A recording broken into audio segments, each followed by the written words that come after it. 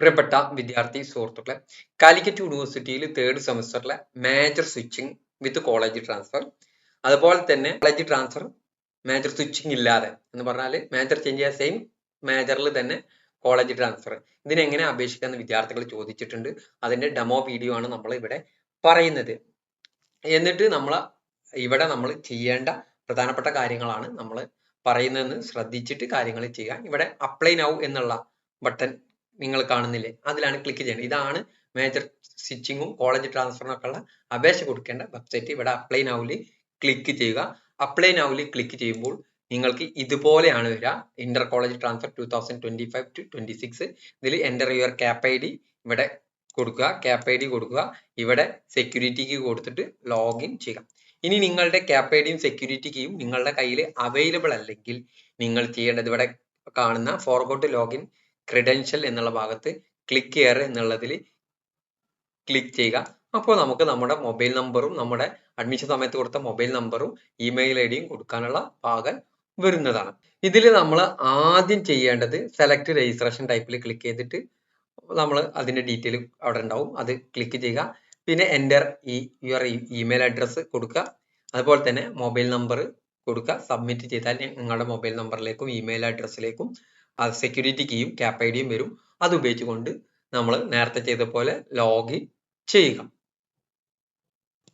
ഇനി ഞാൻ ഇവിടെ ക്യാപ് ഐഡിയും സെക്യൂരിറ്റി കീയും കൊടുക്കാൻ പോവുക, എന്നിട്ട് ലോഗിൻ ചെയ്യാൻ പോവുകയാണ്. ഇനിയാണ് നമ്മൾ കാര്യങ്ങൾ എൻ്റർ ചെയ്യേണ്ടത്.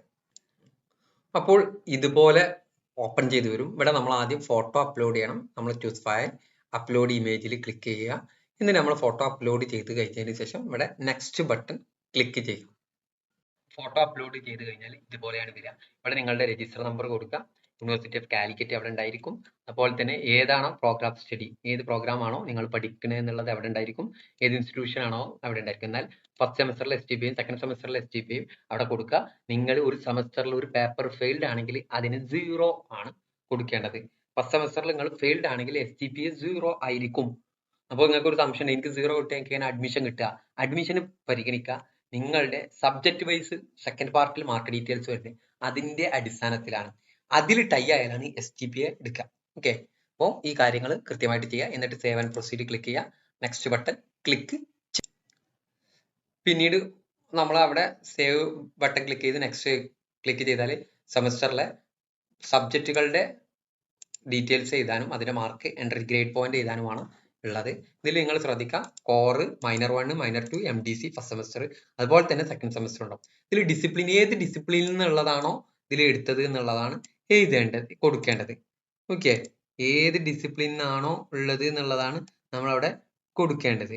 അപ്പോൾ ചില ഡിസിപ്ലിനുകൾ ഇവിടെ ഇല്ല എന്നുള്ളൊരു പ്രശ്നം ഉണ്ടാക്കും. നിങ്ങളുടെ മേജറിന്റെ ഡിസിപ്ലിൻ കൊടുക്കേണ്ടി വരും എന്നുള്ളതാണ് ഞാൻ മനസ്സിലാക്കുന്നത്. ഓക്കെ, ഞാൻ മനസ്സിലാക്കിയ ഏത് ഡിസിപ്ലിനാണ് എടുത്തത്, കോറ് ഏതാണോ. ഒരു വിദ്യാർത്ഥി കൊമേഴ്സ് ആണ് കോറ്, MDC പൊളിറ്റിക്കൽ സയൻസ് ആണെങ്കിൽ ആ പൊളിറ്റിക്കൽ സയൻസ് ആണ് അവിടെ കൊടുക്കേണ്ടത്. അങ്ങനെ ആകണം. എല്ലാം സെയിം ആകുന്നത് ഒരു തരത്തിലുള്ള ഒരു കൺഫ്യൂസിങ് ആയിട്ടുള്ള ഒരു സാധനം, എല്ലാതൊന്നും ഇതിൽ ഇല്ല എന്നുള്ള ഒരു പ്രശ്നം കൊണ്ടാണ് ഈ പറയുന്നത്. ഓക്കെ,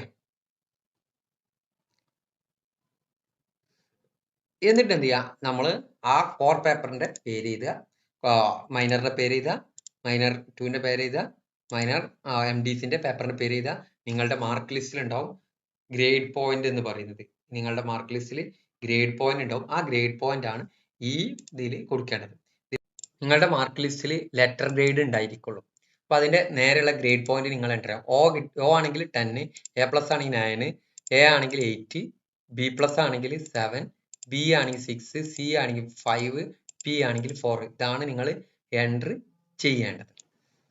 ഇനി നിങ്ങൾക്ക് കോളേജ് സെലക്ട് ചെയ്യണം. ഏത് കോളേജ്, അവിടുത്തെ ഏത് മേജർ ആണെന്നുള്ളത് സെലക്ട് ചെയ്യാനുള്ള ഓപ്ഷനാണ്. 10 ഓപ്ഷൻ വരെ കൊടുക്കാം. നിങ്ങൾ പോകുമെന്ന് ഉറപ്പുള്ളത് മാത്രം കൊടുക്കുക. 10 ഉണ്ട്, 10 കൊടുക്കാൻ നിൽക്കണം. പിന്നെ ആ കോളേജിൽ നിന്ന് വിളിക്കുമ്പോൾ നമുക്കൊരു കൺഫ്യൂഷൻ ആവും. നമുക്ക് ആ കൺഫ്യൂഷന് നിൽക്കണ്ട. നിങ്ങൾ പോകാൻ താല്പര്യമുള്ള ഓർഡറിൽ കൊടുക്കാം. സീരിയൽ നമ്പർ ആണ് പറഞ്ഞിട്ടുള്ള ആ ഓർഡറിന് ഓരോ കോളേജിന്റെ റാങ്ക് ലിസ്റ്റിൽ നിങ്ങൾ ഉൾപ്പെടും. അവിടുന്ന് നിങ്ങളെ വിളിക്കും. ഈ രീതി ആയിരിക്കും ഉണ്ടായിരിക്കാം. ഓക്കെ, അപ്പൊ നിങ്ങൾ കോളേജിൽ നിങ്ങൾ ഫസ്റ്റ് ചോയ്സ് അങ്ങനെ കൊടുത്തോളൂ. അപ്പൊ ആ ഒരു പ്രശ്നം നിങ്ങൾക്ക് കൺഫ്യൂഷൻ വരണ്ട. നിങ്ങൾ ഏതാണ് ഫസ്റ്റ് കൊടുക്കുന്നത്, സെക്കൻഡ് കൊടുക്കുന്നത്, ആ രീതിയിൽ കൊടുക്കുക. മനസ്സിലാക്കി വെക്കണം. ഇതിന്റെ മുന്നത്തെ ഭാഗത്ത് നിങ്ങൾ ഏതാണോ ഡിസിപ്ലിൻ എന്ന് കൊടുക്കുന്നത് ആ ഡിസിപ്ലിന്റെ അടിസ്ഥാനത്തിലാണ് ഇവിടെ കോഴ്സുകൾ കോളേജ് ലിസ്റ്റ് വരുള്ളൂ. ഓക്കെ, നിങ്ങൾ MDC ഏത് ഡിപ്പാർട്ട്മെന്റ് പ്രൊവൈഡ് ചെയ്യുന്ന MDC ആണോ നിങ്ങൾ പഠിച്ചത്, അതാണ് അവിടെ നിങ്ങൾ കൊടുക്കേണ്ടത്. ഏത് ഡിപ്പാർട്ട്മെന്റ് നിന്നാണോ. അപ്പോൾ അവിടെ ഒരു കൺഫ്യൂഷൻ ഉള്ള ഒരു സാധനം, ഫിസിക്കൽ എഡ്യൂക്കേഷൻ MDC എടുത്തിട്ടുണ്ടോ? അപ്പോൾ ഫിസിക്കൽ എഡ്യൂക്കേഷൻ MDC എടുത്തിട്ടുണ്ടെങ്കിൽ അവിടെ കൊടുക്കാൻ പറ്റില്ലെങ്കിൽ അത് കൊടുക്കാതിരിക്കുന്നതായിരിക്കും നല്ല. കൊടുക്കാതെ സേവ് ചെയ്യാൻ പറ്റുകയാണെങ്കിൽ വേറെ ഫിസിക്കൽ എഡ്യൂക്കേഷൻ എന്ന് പറഞ്ഞ ഡിസിപ്ലിൻ ഇല്ല.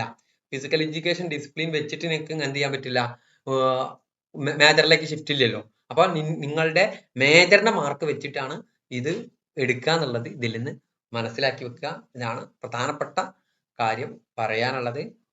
Okay, thank you.